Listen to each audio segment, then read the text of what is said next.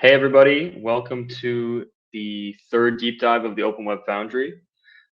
Today we're going to be having our developer advocate and founder of Community XYZ, Cedrik. He's going to be speaking about ArLocal. ArLocal is a developer tool that can be used to test your PermaWeb applications that Cedrik has built himself for the Arweave community. And he's going to show you a simple to-do list, how to log in with ArConnect, test your dapps, as well as how to use ArDB to interact with the network. So Cedrik, thanks for being here. I'll let you take it away if you want to stand on the middle tile there. Perfect. Yeah, thank you, Jesse. Hello, everyone. So yeah, as Jesse was mentioning, I'm Cedrik. I'm a developer advocate at Arweave since about 2 years. And also I'm the founder of my own project called Textory, where we create tools and libraries and applications for other developers, founders, and also for users to easily interact with the Arweave ecosystem. So for today, I'll be showing ArLocal and also how to get started with Arweave at the same time by using ArLocal, which is our testing tool. So you don't have to spend Arweave tokens, and also you don't have to wait for the network to mine the blocks and things like that. So let me share my screen.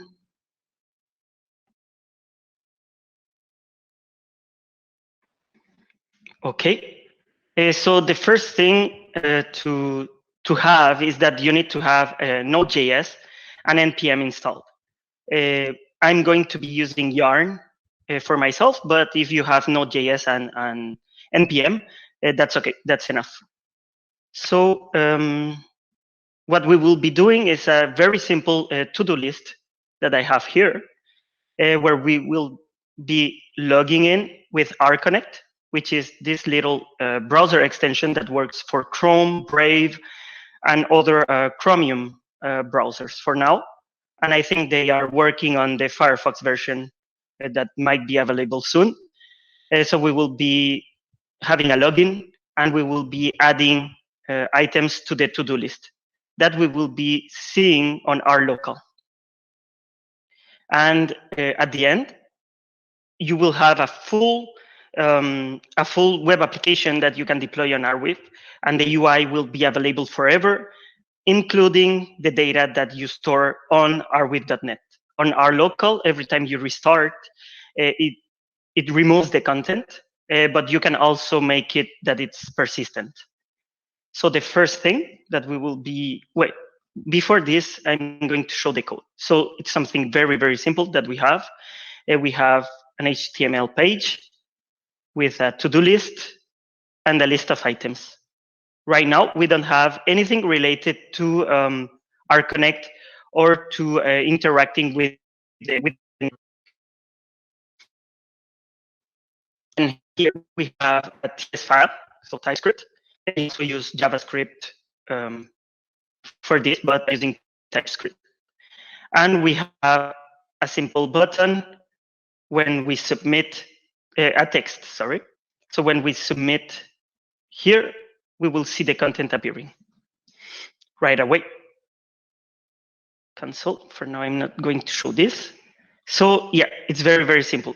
And now I'm going to show the one with ArConnect, RDB, Arweave, and ArLocal, which are Arweave is the main library, the main SDK that you'll be using.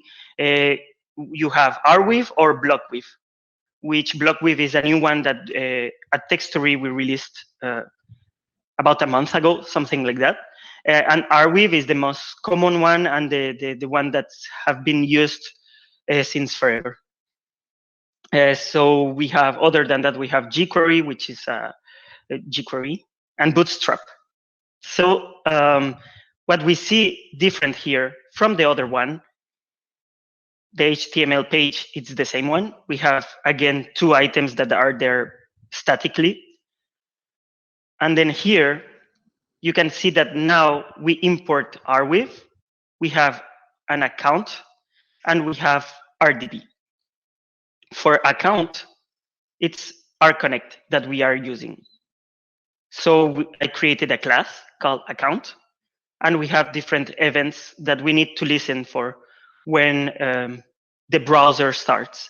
So on window, we add an event listener, and then we have a couple of things here.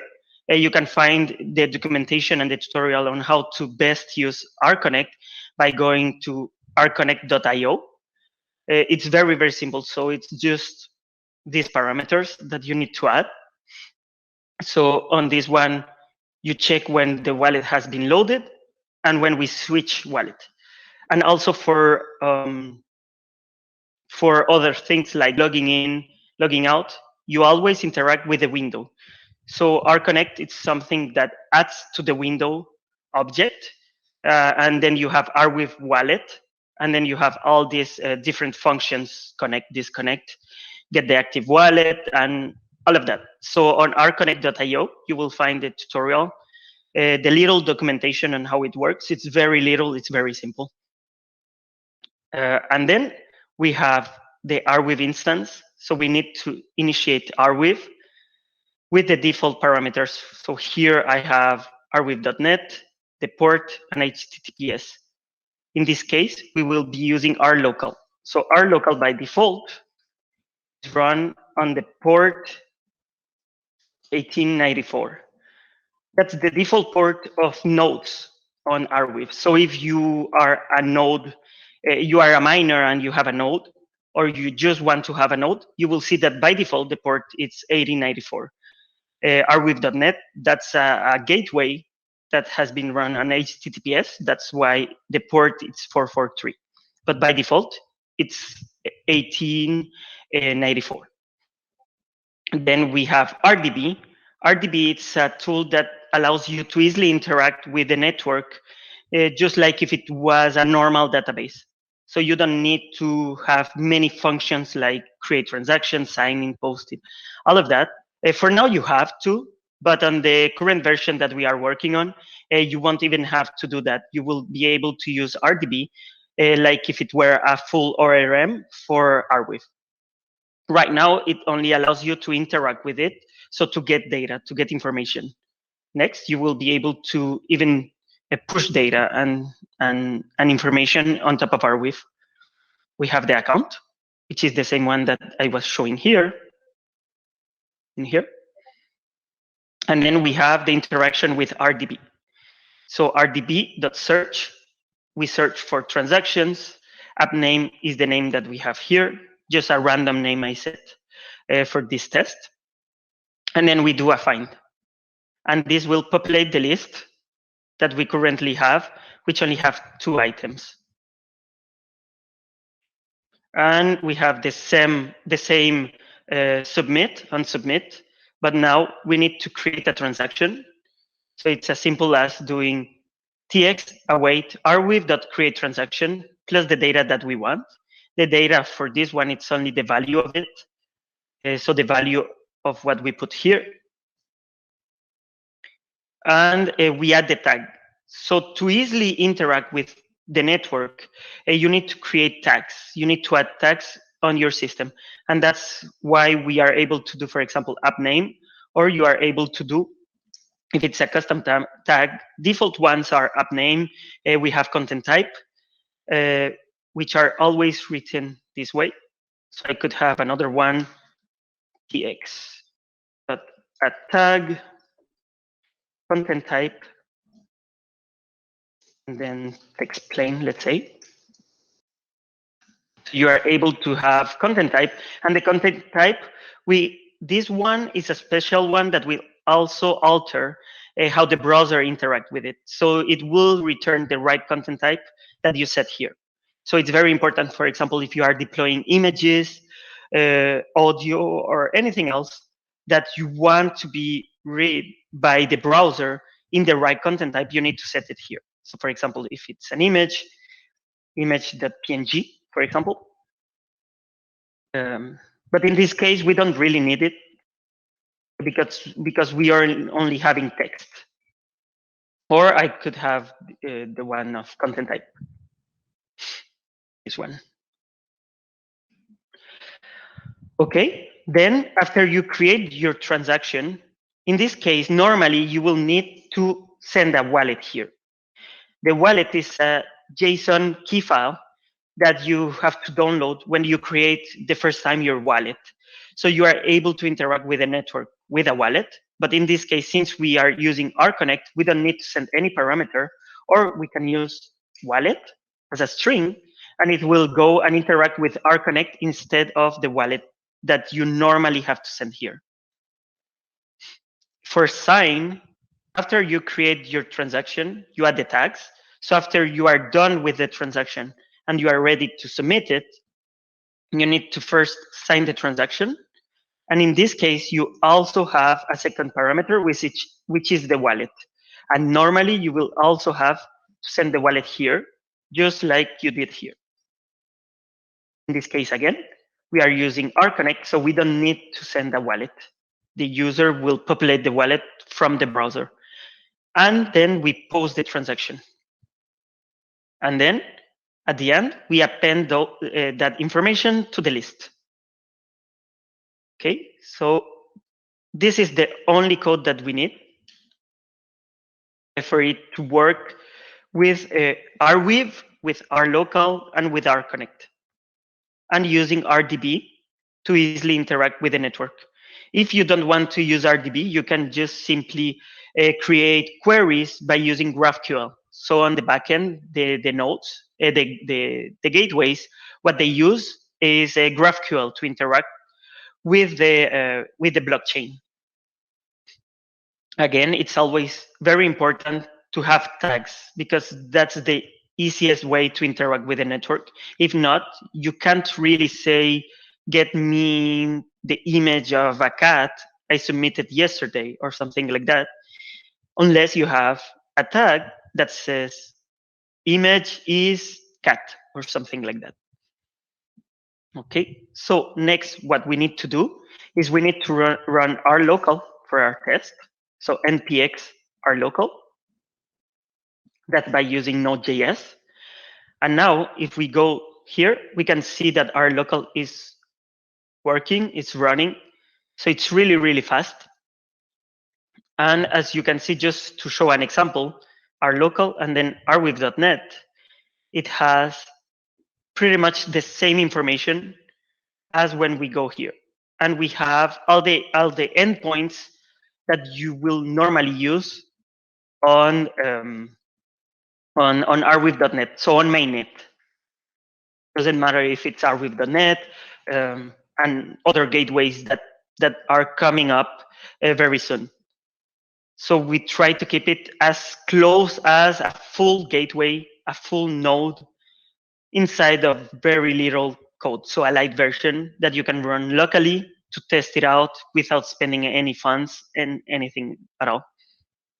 So let me go back to the to-do list. The second thing that is very important and many times people forget, or like myself at some point, I just didn't know how to make it work correctly, is that you need to go to RConnect.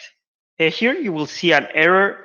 That's because RConnect is trying to get the balance of a wallet that doesn't exist on ArLocal. So it's normal. I'll be removing that very soon and just returning 0.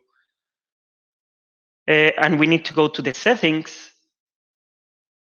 Arweave config. Here, normally you will have Arweave 443 HTTPS. So you need to change that. Localhost, port 1984, and HTTP. And then you hit set config. That way you will be interacting with ArLocal, with the local version that you are running. If not, a few things will go on the mainnet while others are trying to interact with localhost, and it won't work. Because even if you set it here, the instance of Arweave that you are interacting in your app, RConnect, it's still working with Arweave.net. So now, yeah, we can do the login.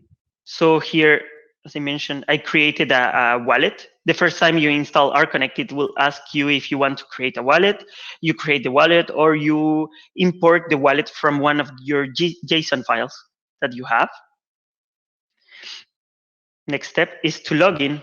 Normally, it's just a little pop-up, but since I'm running it in full screen, and it's showing it like this. We hit accept, and then as you can see, we are logged in with the same wallet that we have here.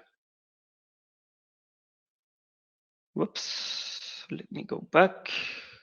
I forgot to start it. That was a version I was running before to test it out. So let me start. Currently, I'm running just as for information. Currently, what I'm using is Parcel to create my web app, but you can use anything. You can use React, just HTML, CSS, and JavaScript, or anything else. Currently, I'm using Parcel for this one. And also, if you need this code, it's running over GitHub, so you can go on GitHub-Cedrik, which is my username, and then you will find one that is called it's called Arweave Web 2 tutorial, and you need to go to the branch community to get all the code, because the main branch only has the HTML, CSS, and JavaScript using jQuery, and that's it. It doesn't have anything related to Arweave. So in that way, you are able to see the difference in both of them. So let me get back here. Okay, so now it's running. And as you can see, we are logged in. So now let me try to send something. It takes a couple of seconds to interact with the network.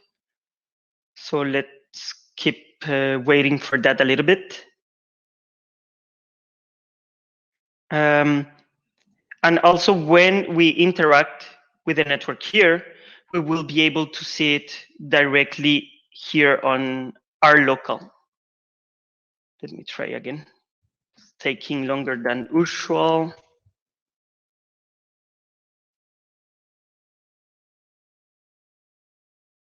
Okay, it seems that we have found a bug. Connection refused with GraphQL. Okay. Cedrik, is it possible? I think the port is 1894, not 1984. Is it possible that that is the error? Oh, let me see. Oh, yeah, 1984. Thank you, Jesse. Okay, so let's try again. I'm logged in. Yeah, okay, perfect. So now we see that the interaction happened. And you can see a few things that happen using Arweave, the SDK. So the first thing is that it checks for the wallet balance. Didn't find any. It doesn't matter for this case. It gets the TX anchor, which is something required for Arweave to be able to submit that transaction. It happens automatically, and it gets the price, so how much it will cost for the data that you are submitting in AR. Well, in Winston. Winston is the smallest unit of AR. So 1 to the 12 of Winston is equal to 1 AR. And then it runs again TX anchor, checks the price, and then it posts the transaction. So it's pretty much the exact same thing that will be happening if you are running, if you are submitting the data inside of arweave.net right away. So the only difference that you will have to do is to change these parameters. And for sure, if you are going to run it yourself on ArLocal, on ArConnect, you need to also change the settings back again to the mainnet. And that's pretty much it. It's very, very simple to work with Arweave, to deploy your content, and to run it also at the same time. So let me just give another test, is that we are going to deploy the entire web page. Right now, what we are deploying, it's not the web page, it's only the data that we want for it. So let me first build. Okay, perfect. And then ArDB is a tool that allows you to deploy entire folders on top of Arweave. You can use it to deploy entire folders of images, entire folders of anything that you want. But for web pages, it has a special thing inside of it, which are called path manifests. And with that, you are able to deploy entire web pages that are completely separate one file from another. So, for example, index here, index for the CSS, and then the HTML. Deploy, then dist. And we have to set the gateway to HTTP localhost 1984. Okay, let me do it here because ArDB is not defined. I haven't installed it globally, so I'm going to download and run it using npx. ArDB deploy. Oops, no, cd projects. Arweave tutorial. Making sure I'm on the right place. Yeah, okay. ArDB deploy dist gateway HTTP.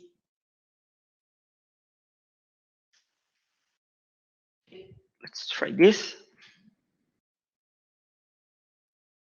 I have run it before. So I have created a wallet. You are able to save the wallet on ArDB if you want to, which is only saved on your computer. And then you just set a password and you can use that wallet to interact with ArDB directly without having to set the wallet yourself every single time you're on npx ArDB. Then you will see a list of the items that it will deploy, including the ID, the transaction ID. So here you have the transaction ID for index.html, the transaction ID for the CSS, the size of each, and the fee. In this case, we won't really have a fee because we are running it on ArLocal. Okay, it's deployed. And as you can see here, let me go back to the other browser since it's bigger. Here, we are running a full version of the to-do list that we were testing before on ArLocal. So it will be pretty much the same thing. Instead of having the gateway, just skip that one, or you set your own gateway if you have one running, and then you do npx RB deploy your directory that you want to deploy. And then it will ask, it will show you how much it will cost. If everything makes sense, it will deploy it. And you will have a transaction ID, just like this one, but instead of being running like that, you will have arweave.net and the transaction ID. So yeah, that's it. It's very, very simple. So if you guys have any questions, just let me know after this. And thank you very much, everyone. Thanks, Cedrik. Thanks, everybody. So what we'll do now is we'll have a little mingle session like we usually do. And if you guys have any questions for Cedrik or myself, we're more than happy to answer them in the audience down there. We're also having a community spotlight this Friday. And if you guys are looking to present in any of the community spotlights, just email jesse@arweave.org, and we do them every Friday as part of the Foundry. Thanks, guys. See you in a minute.